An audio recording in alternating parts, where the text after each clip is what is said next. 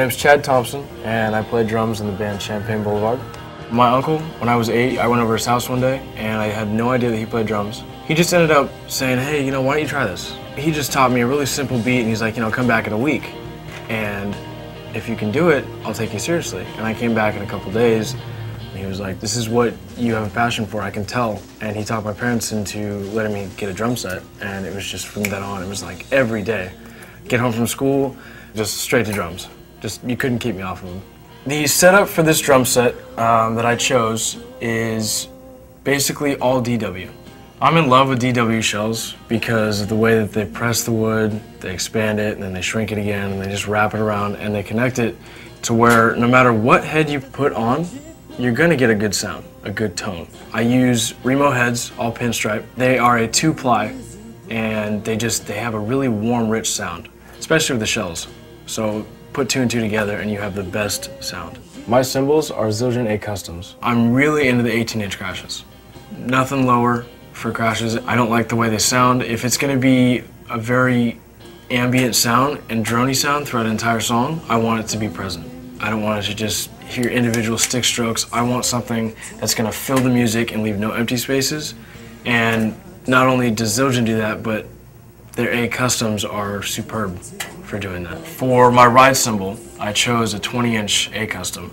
It's got a very, again, drony sound, but if you hit the bell, it has a very loud ping, which is something that needs to be noticeable, in my opinion.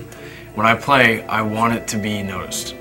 To get the kind of effects I need out of a hi-hat, this is absolutely the perfect match. A Custom, top hat and bottom hat. The most crisp sound comes out of it. I mean, it's a beautiful hi-hat, it's lightweight, so it's easily moved, you know, up and down the pedal, and you can do so many different things with something that sounds good and has a very crisp attack. Cymbals are a drummer's best friend, because you can do so many different effects with 2 or 3 cymbals and make it sound like you have a huge setup. For my pedal setup, I chose the DW9000 series, both the double bass pedal and the hi-hat.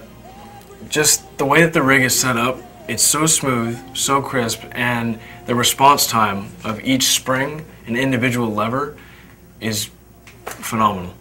I started out playing basically progressive rock. A lot of that music has double bass pedal in it, and I decided maybe it's time to actually do it. Because at first it kind of intimidated me, you know, I was like, oh man, I have to use my left leg, what? And eventually I just went for it, and it came out really well. It took some time to develop muscle memory and endurance, but it comes with time and practice, and I don't use anything but a double bass pedal anymore. Before I set up the drum set the way it is right now, I used to have the standard 5-piece setup, which would be snare, high tom, mid tom, and then floor tom. And I've done that for a long time because all of my inspiration, they had drum sets like that. They would just set it up so you can just do rolls down the toms, you know, just all the way down. And it was really good at the time, and it taught me a lot about sticking and everything. And then I just woke up one morning and I said, you know, I think I'm going to change it up. I think to become a better drummer, I have to do that. I have to keep challenging myself, which is why I constantly go from one type of music to the next, and it just switches it up day and night.